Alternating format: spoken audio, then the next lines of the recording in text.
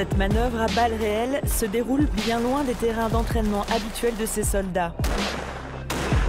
On est en train de mettre une base d'appui pour que les deux autres groupes de la section puissent s'emparer d'objectifs ennemis en face. Nous sommes dans les pays baltes et ils opèrent à plus de 2500 km de chez eux. Ils font partie des 300 militaires français, basés depuis le printemps 2017 à Tapa, en Estonie. Projetés dans le cadre de mesures décidées par l'OTAN en 2016, ils assurent une présence dissuasive dans la région afin de rassurer les pays baltes et polonais. Qui sont ces militaires français? Quelles sont leurs missions? Et comment collaborent-ils avec les Alliés? Toutes les réponses dans ce numéro du Journal de la Défense.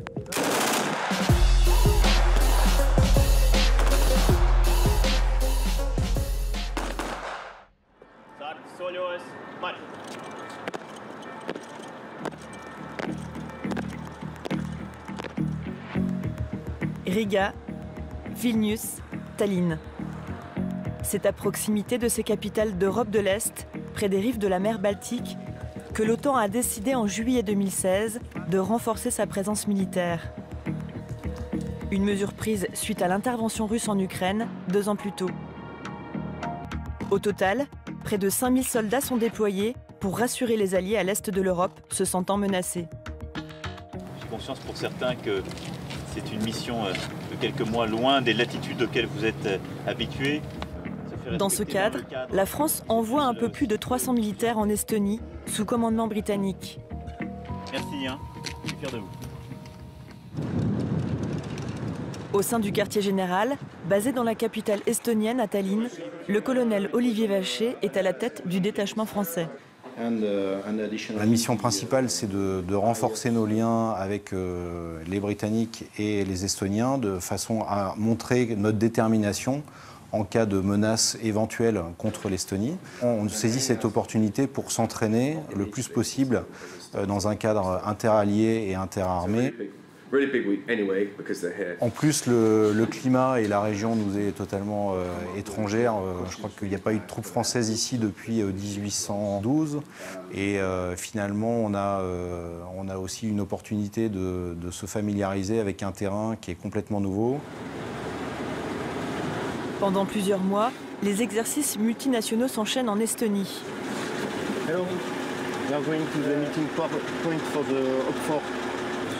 Mais en ce mois de novembre, c'est à 400 km de leur base habituelle de Tapa que nous retrouvons les unités françaises. Elles ont rejoint le pays voisin, la Lettonie, pour une dizaine de jours.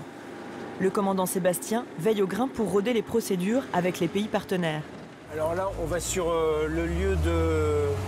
le point de rendez-vous d'une section de la compagnie qui va faire plastron pour une compagnie estonienne. Mais les Estoniens aiment bien les Français. Parce qu'on a le contact facile, on va facilement vers eux. C'est là qu'on voit que, mine de rien, on a quand même une sacrée expérience du travail avec les autres.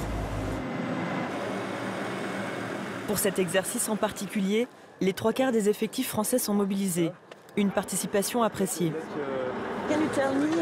Pouvez-vous me dire comment se passe la collaboration avec les militaires français? Très mal.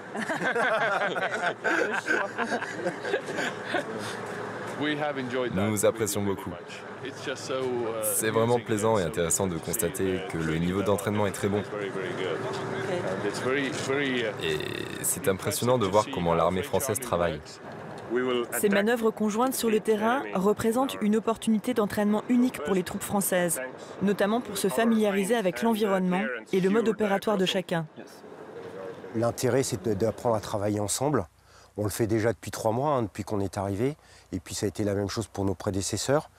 C'est travailler l'interopérabilité, comment se parler, comment travailler ensemble sur le terrain, savoir qui fait quoi, comment. Pour ma part, je fais la jointure, je fais le ciment. Les Estoniens m'expliquent ce qu'ils veulent faire. Je retransmets vers la compagnie. La compagnie veut faire quelque chose, je retransmets vers les Estoniens et je mets tout ça en musique. L'intérêt de l'exercice qu'on joue en ce moment, là, pendant un peu plus de 10 jours, c'est de pouvoir justement manœuvrer avec des tirs réels. Et ça, on ne le fait pas partout. Ça, c'est vraiment très intéressant. Ça rend très réaliste les exercices.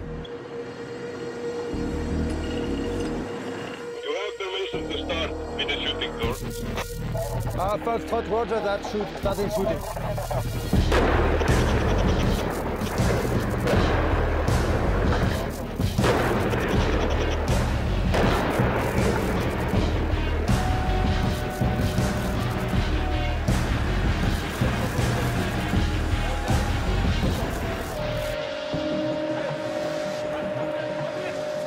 le terrain, on se rend compte évidemment du détail de la coopération et on est confronté pour l'essentiel à des problèmes de communication.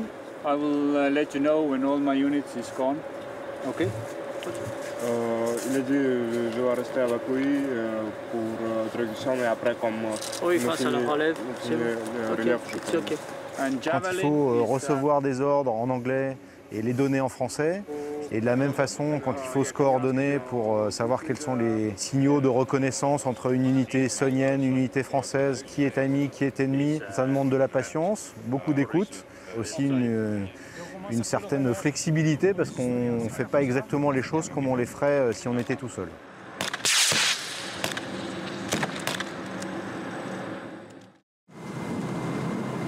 Aux problématiques de communication s'ajoutent les contraintes du terrain. Au milieu des vastes étendues boisées et gorgées d'eau ce jour-là, la température n'excède pas les 4 degrés. Ok, donc là ce qu'on va faire, on va se déplacer sur la piste. Une fois qu'on sera sur la piste, il y a une lisière à environ 150 mètres là. On va aller se mettre en place dans la lisière. Il y aura les... En gros, nous on sera à extrémité gauche avec les 4 chars, avec les 2 chars et les 2 VBL.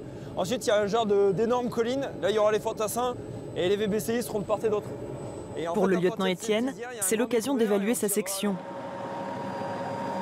Malgré ses 56 tonnes et le terrain boueux, le char de combat Leclerc peut atteindre les 40 km/h en tout terrain. On a un système d'armes qui permet de tirer en déplacement dans toutes les conditions au plus loin. On n'est pas encore dans des températures qui sont trop froides, mais ce qui va être intéressant, c'est de voir si les températures continuent de chuter un peu, voir comment le char réagit, les mesures qu'on va devoir prendre pour que justement on puisse continuer à travailler. Après, ce qu'il y a de bien, c'est qu'il est fait il a des outils de détection qui nous permettent, même par temps froid ou temps humide, de détecter au plus loin les ennemis et de pouvoir continuer à travailler de façon optimale.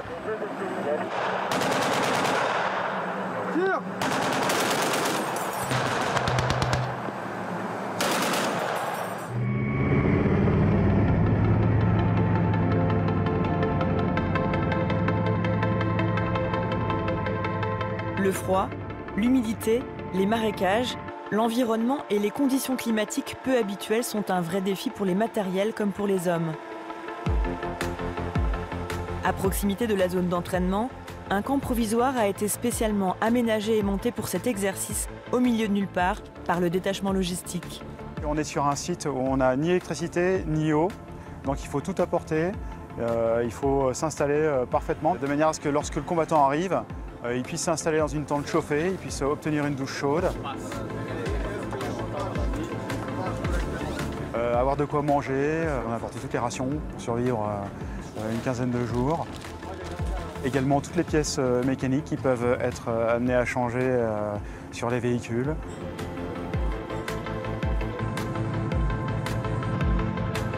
Étape indispensable au quotidien, la remise en condition des matériels.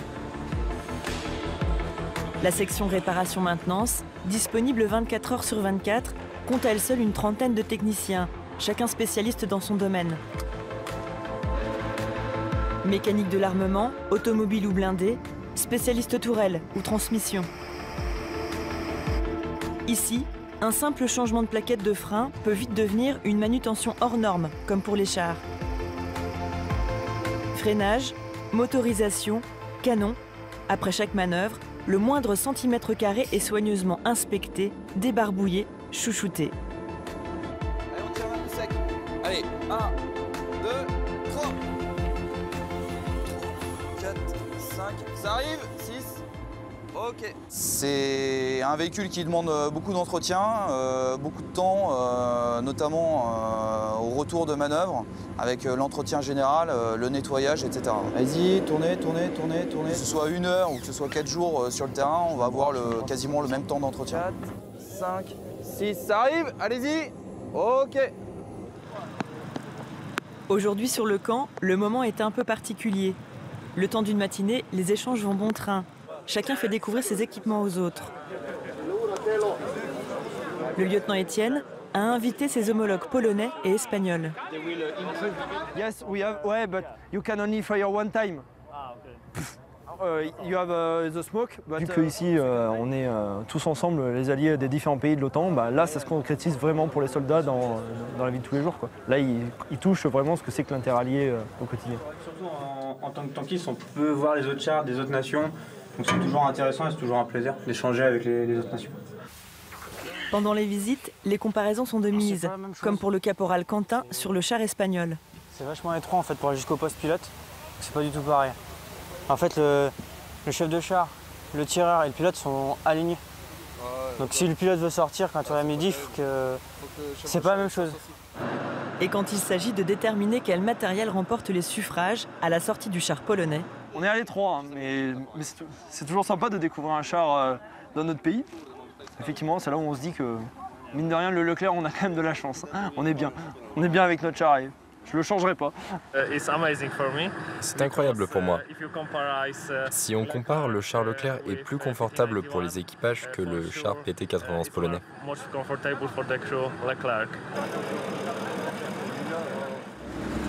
Quelques jours plus tard, retour sur le terrain. Pour le colonel Vacher, chef du détachement français, l'heure est au débriefing. Après les répétitions des manœuvres conjointes, les unités se réajustent pour régler les dernières fausses notes. Ce qui se passe bien aussi, c'est que finalement, les gars, quand ils sont avec leur matériel, ils sont toujours curieux de ce qui se passe à côté d'eux et ils trouveront toujours une manière pour que ça fonctionne. Voilà. Donc là, on est en pleine action.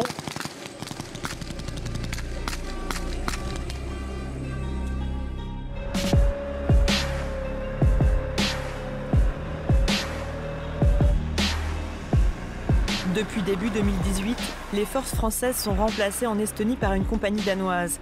Elles se sont redéployées en Lituanie sous commandement allemand.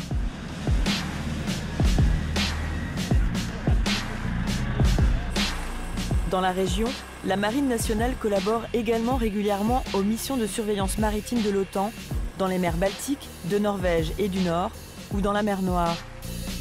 De la même manière, l'armée de l'air française participe depuis plus de 10 ans aux missions de police du ciel de l'Alliance.